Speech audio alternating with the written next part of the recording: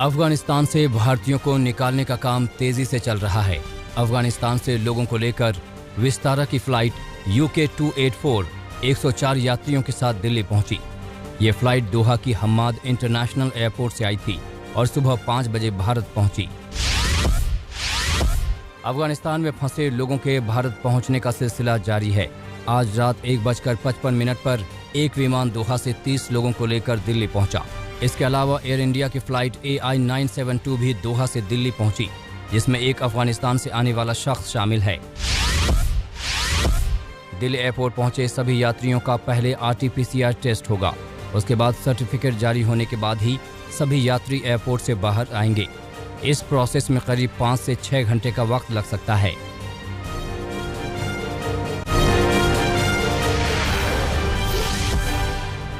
तालिबान के राज के बाद अफगानिस्तान के भविष्य को लेकर अनिश्चितताओं का दौर जारी है। अफगानिस्तान की राजनीतिक पार्टियों के नेताओं ने कहा है कि तालिबान और उनके बीच बैठकों के बावजूद भविष्य की राजनीतिक व्यवस्था को लेकर कोई गंभीर चर्चा नहीं हुई है।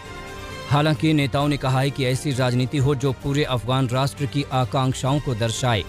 कुछ नेताओं ने कहा है कि अफगान राजनीतिक नेताओं और तालिबान के बीच हाल की बैठकें केवल परामर्श के लिए की गईं। इसमें भविष्य की व्यवस्था को लेकर कोई गंभीर चर्चा नहीं हुई। ब्रिटिश प्रधानमंत्री बोरिस जॉनसन ने कहा है कि वो अफगानिस्तान संकट पर बातचीत के लिए मंगलवार को G7 नेताओं के साथ बातचीत करेंगे।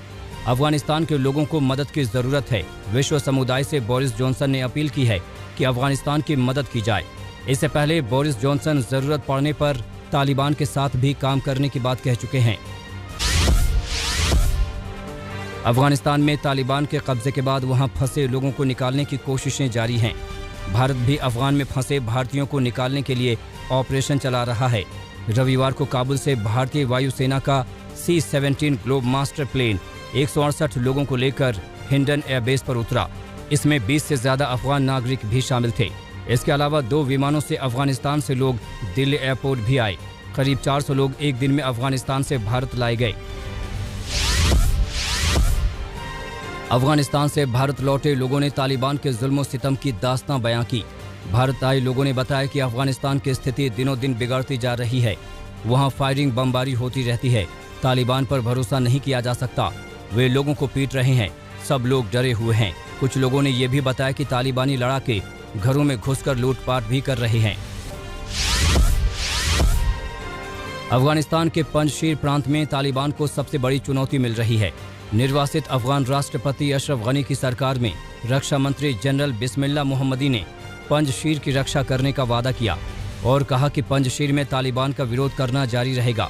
पंजशीर प्रांत में तालिबान विरोधी गुट लगातार एकजुट हो रहे हैं। तालिबान ने वादा किया है कि अफगानिस्तान में क्रिकेट को सपोर्ट दिया जाएगा। तालिबान का कहना है कि अफगानों ने क्रिकेट खेलना तब शुरू किया था जब उन्होंने पहले शासन किया था। वे भविष्य में भी इस खेल का समर्थन करेंगे। तालिबान ने अजीजुल्लाह फाजली को अफगान क्रिकेट बोर्ड के नए महानिदेशक के तौर पर फिर से नियुक्त किया है।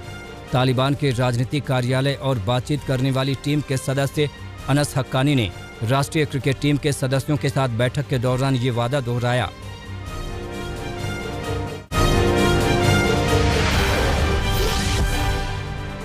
जाति आधारित जनगणना को लेकर केंद्र सरकार पर दबाव बढ़ता जा रहा है। आज बिहार से 10 दलों का प्रतिनिधिमंडल प्रधानमंत्री मोदी से मुलाकात कर जातीय जनगणना की मांग करेगा। इस प्रतिनिधिमंडल में JDU से विजय चौधरी, बिहार के नेता प्रतिपक्ष तेजस्वी यादव, कांग्रेस विधायक दल के नेता अजित शर्मा, CPI-ML से महबूब आलम समेत कई और पार्टियों के नेता शामिल होंगे। बड़ी बात यह है कि बीजेपी कोटे से नीतीश कुमार में मंत्री जनक राम भी इस प्रतिनिधिमंडल का हिस्सा होंगे। PM मोदी से होने वाली मुलाकात से पहले नीतीश कुमार ने कहा कि जातीय जनगणना लोगों की इच्छा है।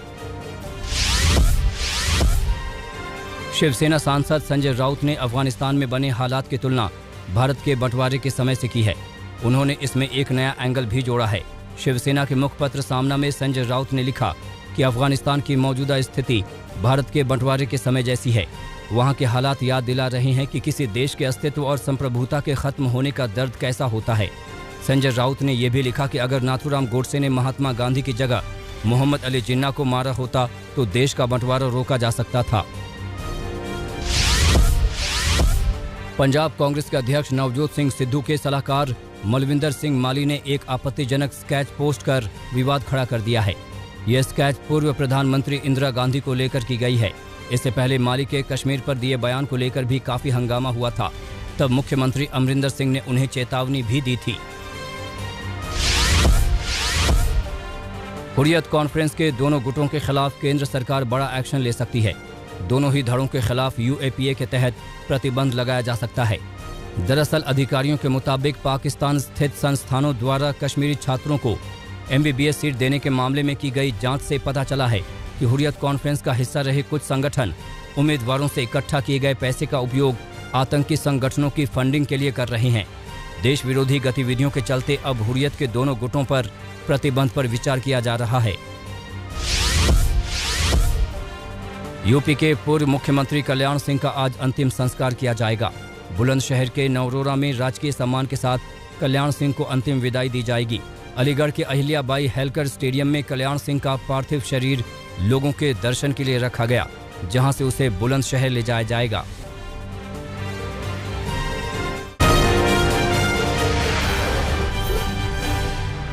मध्य प्रदेश के खरगोन में ताजिया विसर्जन के दौरान बड़ी संख्या में लोगों ने जबरन ताजियों का रूट बदल लिया।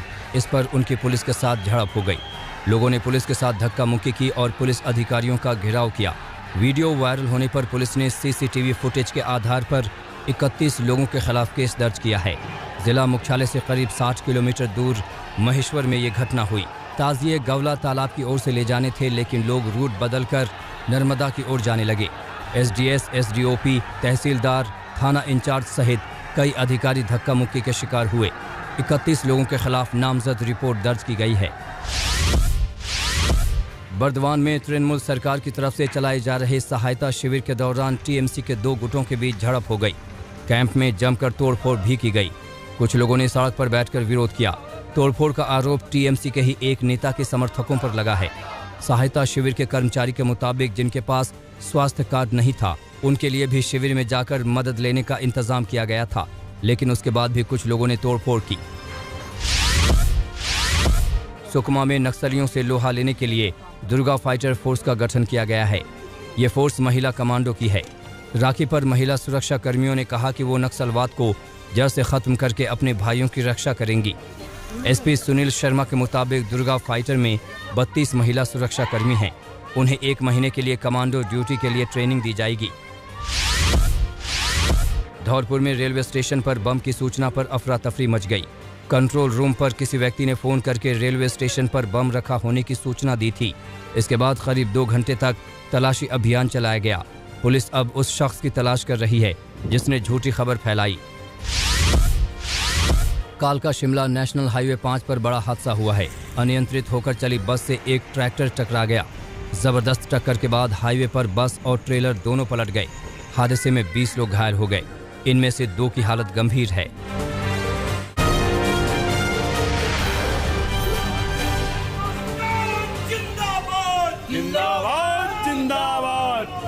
उज्जैन में जिस जगह एक देश विशेष के जिंदाबाद के नारे लगे थे, ठीक उसी जगह जाकर एक युवक ने तिरंगा लहराया। इस दौरान कुछ लोग और आ गए और सभी ने मिलकर नारेबाजी की। सोशल मीडिया पर 45 सेकंड का ये वीडियो वायरल हो रहा है। देश विशेष के जिंदाबाद के नारे लगाने पर कुछ लोगों के खिलाफ केस दर्ज किया गया था। कुछ लोगों को गिरफ्तार भी किया गया था और MP सरकार ने इस मामले को लेकर सख्त कार्रवाई का भरोसा दिया था। छिंदवाड़ा में बलून में गैस भरने के दौरान बड़ा हादसा हो गया। 2 लोगों की मौत हो गई जबकि 3 लोग घायल हो गए। बलून में गैस भरने के दौरान सिलेंडर फट गया। छोटे तालाब के पास लगे मेले में ये हादसा हुआ। दुकानदार के साथ वहां से गुजर रहे एक शख्स की भी मौत हो गई। इंदौर में फर्जी क्राइम ब्रांच अफसरों का गैंग पकड़ा गया है। ये लोग रिटायर्ड लोगों को शिकार बनाते थे। एक युवक और एक युवती को गिरफ्तार किया गया है। युवती सोशल मीडिया पर लोगों से करीबी बढ़ाती थी। इसके बाद वीडियो बनाकर लोगों को ब्लैकमेल किया जाता था। इस गैंग ने बीमा कंपनी के एक बुजुर्ग एजेंट से 2 लाख रुपए लूटे थे। फोन नंबरों को सर्विलांस पर लगाकर पुलिस ने गैंग का खुलासा किया।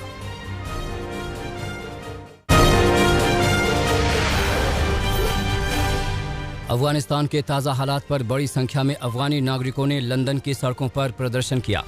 प्रदर्शनकारियों में अफगानियों के साथ दूसरे देशों के लोग भी शामिल थे। प्रदर्शनकारियों ने पाकिस्तान पर अफगानिस्तान में आतंकवाद बढ़ाने का इल्जाम लगाया। अमेरिकी राष्ट्रपति जो बाइडेन ने नाफ्ताली बेनेट को वॉशिंगटन में आने का न्योता दिया। ईरान और फिलिस्तीन के मुद्दे पर बातचीत करने के लिए बाइडेन ने ये न्योता दिया। 26 अगस्त को दोनों देशों के नेताओं के बीच मुलाकात हो सकती है। जापान के विदेश मंत्री और ईरान के विदेश मंत्री के बीच तेहरान में मुलाकात हुई। इलाके में शांति और स्थिरता को लेकर दोनों नेताओं के बीच बातचीत हुई। रूसी राष्ट्रपति व्लादिमीर पुतिन ने नेशनल फ्लैग डे में हिस्सा लिया। साल 1994 से हर साल 22 अगस्त को नेशनल फ्लैग डे मनाया जाता है। इसी दिन रूसी झंडे को उसका सफेद, नीला और लाल रंग मिला था। ऑस्ट्रेलियाई प्रधानमंत्री स्कॉट मॉरिशस ने देश में लॉकडाउन लगाए जाने के अपने फैसले का बचाव किया है। उन्होंने कहा कि 70% टीकाकरण होने तक देश में लॉकडाउन लागू रहेगा। बता दें कि ऑस्ट्रेलियाई शहरों में लॉकडाउन के विरोध में प्रदर्शन हो रहे हैं।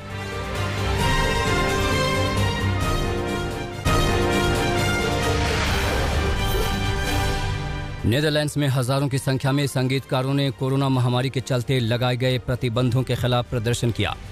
देश के 6 शहरों में प्रदर्शन किया गया। समर फेस्टिवल और अन्य आयोजनों को रद्द किए जाने के खिलाफ लोगों में गुस्सा दिखा।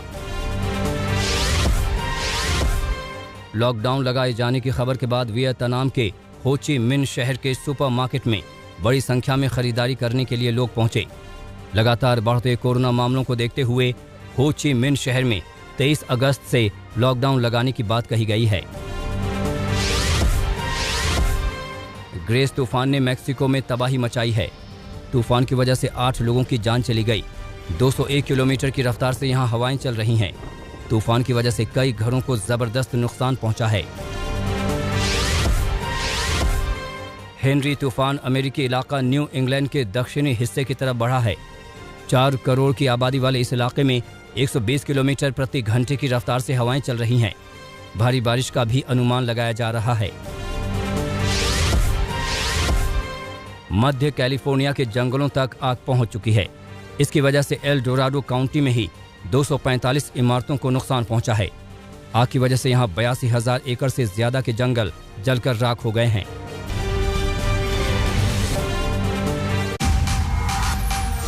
आज तक बेमिसाल 20 साल, पावर्ड बाय ईबिक्स कैश।